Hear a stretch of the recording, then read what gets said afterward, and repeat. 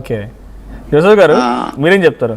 అంటే పెద్ద స్కెచ్ గీస్తున్నారు, చిన్న విషయం అయితే ఏం కాదు. ఎందుకంటే ఇది మొత్తం పోలీసుల ఎదుట కన్ఫ్యూజ్ చేశారంట. ఆయన పోలీసుల విచారణలో కొంత బయటపడ్డదంట. సో తను పెద్ద స్కెచ్ గీసుకొని తమిళనాడులో అక్కడ ముఖ్యమంత్రి విజయ్ అయినట్టుగా ఇక్కడ 2 నెలలు నేనెందుకు కావద్దు అని చెప్పి ఆయన హాస్పిటల్ ఉండగానే బయట ఏం ఎగ్జిక్యూట్ చేయాలి, ఇవన్నీ చిన్న విషయాలు అయితే కదా ఆయన ఆలోచన తీరికి. ఇప్పుడు మొన్నటి వరకు ప్రవీణ్ పగడాల గారిని వాడుకున్నాడు. ఇప్పుడు direct CM, Chennai CM Vijay భాయ్ అసలు ఆ పొంతన లేదండి. కొంచెం మన ఇంగిత జ్ఞానం ఉండాలి. ఆల్రెడీ 3 ఫిలిం ఫ్లాప్ అయింది, నిన్నటి ఫిలిం కూడా అటర్ ఫ్లాప్ అయిపోయింది. మళ్ళీ ప్రయత్నాలు ఎందుకు? అసలు నువ్వు ఏం చేయాలనుకుంటున్నావు? ఈ దేశాన్ని ఏం చేద్దాం అనుకుంటున్నావు? ఈ రాష్ట్రాన్ని ఏం చేద్దాం అనుకుంటున్నావు? హాయిగా ఉన్నారు హిందూ, క్రిస్టియన్, ముస్లిం బాయ్ హాయిగా ఉన్నారు. నువ్వు ఇక్కడ వచ్చి ఇలాంటి పనికిమాల చెత్త మూవీలు తీసి అందులో నీ ఓన్ డైరెక్షన్లో అడవికి వెళ్ళి ఒక మూవీ తీసి అక్కడ కూడా అటర్ ఫ్లాప్ అయ్యావు. మళ్ళీ అక్కడ నాకు తెలిసి షాక్ ట్రీట్మెంట్ ఇచ్చిన తర్వాత ఏదో చెప్పినట్టున్నాడు. అక్కడ ఏదో షాక్ ట్రీట్మెంట్ ఇచ్చినట్టున్నారు, పోలీస్ స్టైల్లో అడిగినట్టున్నారు. ఆ షాక్ ట్రీట్మెంట్ లో మెమరీ అంతా బయటకు వచ్చింది అన్నట్టు. ఇప్పుడు అప్పటి వరకు అక్కడ జరిగిన ఆ యుద్ధంలో మెమరీ అంతా లాస్ అయిపోయినట్టుండు. పోలీస్ స్టేషన్ కి వచ్చి కొంచెం ఇప్పుడు లైట్ వేసి షాక్ ట్రీట్మెంట్ ఇస్తారు కదా, దాని తర్వాత ఇప్పుడు ఏదో ఒకటి వాగిండు అంతే. ఈ వాగుడే ఎందుకంటే ఆయన ఎక్కడండి, ఆయన 84 లో పోలీస్ కన్ఫ్యూజ్ చేశారట. ఆయన ఇప్పుడు 1984 లో అని చెప్పి ఆయన ఎగ్జిక్యూషన్ మొదలు పెట్టిండంట. విజయ్ భాయ్ ఎవరు చాలా సీనియర్ దేంట్లో మూవీలో. 84లోనే ఆయన మూవీ స్టార్ట్ చేసిండు. 84 అంటే ఏంది, నేను బచ్చగాన్ని, ఈయన అప్పుడే పాలు తాగిండు. అలాంటోడు ఇన్ని సంవత్సరాలు ఆయనకు ఎక్స్పీరియన్స్ కానివ్వండి, పెద్దలతో తిరగడం కానివ్వండి, ప్రతి మూవీ హిట్ మూవీ. ఈయనలాగా ఫ్లాప్ మూవీలు చేయలేదు ఆయన. Flop movie, utter flop movie, ఇలాంటి స్టంట్లు వేయలేదు ఆయన.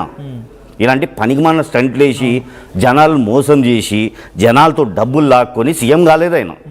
ఆయన న్యాయంగా గుడికి వెళ్ళిండు, చర్చికి కూడా వెళ్ళిండు, దర్గాకి వెళ్ళిండు, మస్జిద్లకు వెళ్ళిండు. ప్రతి జాగాలో ప్రతి వాళ్ళని మన దేశానికి ఉన్న విలువల్ని కాపాడుతూ, వాళ్ళ విలువలను కాపాడుతూ ఆయన ఏంది నీలాగా డ్రామాలు వేసి సీఎం కాలేదు ఆయన.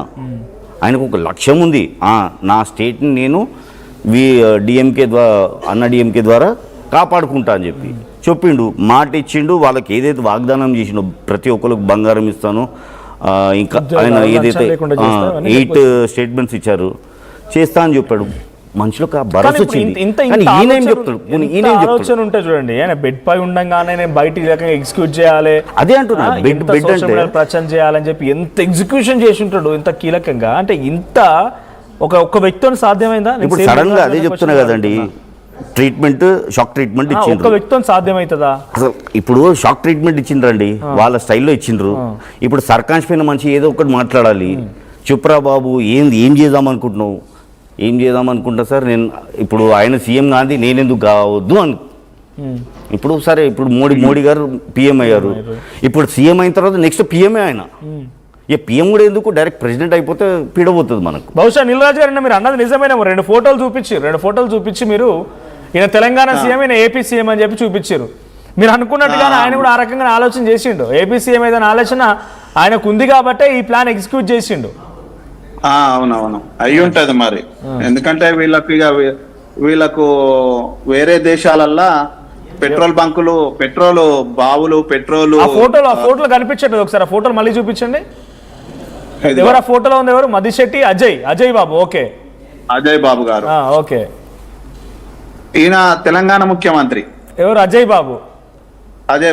ఓకే, ఈయన ఏపీ ముఖ్యమంత్రి. ఓకే, ఈయన ఏమంటాడంటే నన్ను చంపబోతున్నారు అంటాడు ఏపీ ముఖ్యమంత్రి. అరే కుక్క కూడా గర్వదు ఆయన, నిన్ను పక్కలకి వెళ్ళిపోతే కుక్క కూడా గర్వదు, మనుషులు చంపరు. నాకు పోటీ వస్తున్నా అని చెప్పేసి అమ్మో డబ్బులని వేసుకుపోయేటట్టున్నాని నన్ను చంపబోతున్నారు. అక్కడ ఒక దగ్గర మీటింగ్ పెట్టిర్రు, ఈయన ఏజెంట్లు అక్కడ ఉన్నట్టులే మరి ఏదో. అంటే అంటున్నది ఏంటి, ఇప్పుడు అభినయ్ కనుక నన్ను చంపబోతున్నారని వీడియో పెట్టంగానే నాకు రావాల్సిన డబ్బులు ఎక్కడ ఎగరేసుకపోతారు అని చెప్పి అజయ్ ఒక వీడియో పెడతాడు, అంతేనా? అవును, ఓకే. మొన్న కూడా ఈ అజయ్ బాబు ఎందుకు వెళ్ళిండంటే వాస్తవంగా అజయ్ బాబు అప్పట్లో ప్రవీణ్ పగడాలన్న చనిపోయిన విషయంలో కొన్ని మాట్లాడి అదొకటి ఇదొకటి మాట్లాడినప్పుడు మన జోసెఫ్ గారే అనుకుంటే ఏదో కేసు ఏదో జరిగింది. ఆ టైంలో మనోడు జైలుకి వెళ్ళినప్పుడు ఆ అజయ్ బాబు ఇక్కడ సింహము జైల్లో ఉండేసరికి చెంచల్గూడలో ఏదో ఏం చేయాలని అర్థం కాక అభినయ్ దర్శన్ వచ్చేసి ఏం చేసిండంటే ఇతని అకౌంట్ నెంబర్లు ఇతని ఫోన్ పే నెంబర్లు ఇచ్చేసుకొని డబ్బంతా దండుకున్నంట. దండుకునేసరికి ఇక్కడ ఈడిప్పుడు జైలుకి వెళ్ళినా లేకుంటే వీని సింపతి కోసం నేను డబ్బులు అది చేసుకోవాలని నా ఫోన్ పే నెంబర్ ఆ రోజు మీకు తెలుసో లేదో నీలరాజ్ గారు, ఆ రోజు అజయ్ బాబు మీద కంప్లైంట్ ఇచ్చిన వ్యక్తి మన దగ్గర స్టూడియోలో ఉన్నారు, జోసెఫ్ గారు. ఈయనే కంప్లైంట్ ఇచ్చింది ఆ రోజు. అవునవును, అప్పుడు నేను విన్నాను. అవునవును, అవును, ఆయనే కంప్లైంట్ ఇచ్చింది. అయితే అప్పుడు ఆ కోర్టు ఖర్చులు, కోర్టు ఫీజులు, లాయర్ ఫీజులు అది ఇది అనుకుంటూ మనోడు అభినయ్ దర్శన్ డబ్బులు వేసుకపోయిండు అని చెప్పి సమాచారం. ఆ కోపంతోని ఇప్పుడు అభినయ్ దర్శన్కి ఈ ఇష్యూ వచ్చింది కాబట్టి ఎక్కడ ఖమ్మము ఎక్కడ పాడేరు పరిగెత్తుకుంటా పోయిండు ఈయన. వెళ్ళి అక్కడ నుండి లైవ్లు తీసి ఆయనకి ఏం అంటముట్టకుండా ఆయన ఫోటో వేయలేడు. పాలేరుకి వెళ్ళినాము, హాస్పిటల్కి వెళ్ళినామని చెప్పి వెంటనే గేమ్ ఇది ఆ ఆడియోలు బయట పడగానే నా కుటుంబాన్ని బయట ఇయ్యద్దు, నన్ను నా కుటుంబాన్ని బయట వేయకండి, దీంట్లో నన్ను లాగకండి అంటుండు. అంతవరకు మా సిఎఫ్ఎండి అభ్యర్థి, మా సిఎంఎఫ్డి అంట. అర్థం ఏంటి? ఏమో మరి చీఫ్ మినిస్టర్ అనుకుంటా. సీఎం అంటే చీఫ్ మినిస్టర్. నాకు తెలిసి ఇప్పుడు కూడా ఆయన హాస్పిటల్లో జైలు ఉన్నాడు, ఉన్నా కానీ అక్కడ కింద అది స్క్రోలింగ్ రెడీ ఉండొచ్చు, పేటిఎం, ఏటీఎం, యూపీఐ. ఇప్పుడు నేను అక్కడ ఉన్నాను, దయచేసి నాకు బయట రానికి డబ్బులు కావాలి.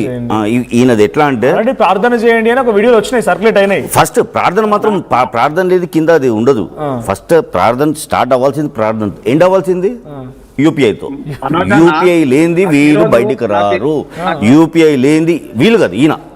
ఇప్పుడు ప్రవీణ్ పగడాల గారు మృతి చెందారెడ్డి, ఆయన డెత్ తర్వాత చెప్తున్నా కదా, ఈయన ప్రతిసారి బయటికి రావాలి, మీటింగ్ పెడతా అని చెప్పి ప్రతి రోజు డబ్బులు దండుకోవాలి, మీటింగ్ పెడతా అని చెప్పాలి, మీటింగ్ క్యాన్సిల్ చేసుకుంటారు.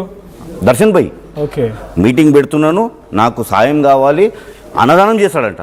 ఎందుకు చేస్తారా? నేను ఎక్కడో అనంతపూర్ సైడ్ అన్నదానం చేస్తాను, వేల మంది వస్తారు, చాలా పెద్ద గ్రౌండ్ బుక్ చేసుకుంటున్నాము, మాకు మీరందరు సహకరిస్తే కొన్ని లక్షల్లో ఖర్చు వస్తుంది, మీరందరూ దయచేసి మాకు సహకరించండి.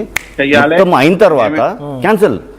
చాలా మంది అభినయ్ దర్శన్ సంబంధించి బాధితులు కూడా ఉన్నారు, కానీ చాలా మంది ఎవరు కాంటాక్ట్ లోకి అంటే భయపడిపోతున్నారు, బయటకు వచ్చి మాట్లాడితే ఏమవుతుందో, ఈ యాక్టింగ్ ఎట్లా పోయిందని చెప్పి.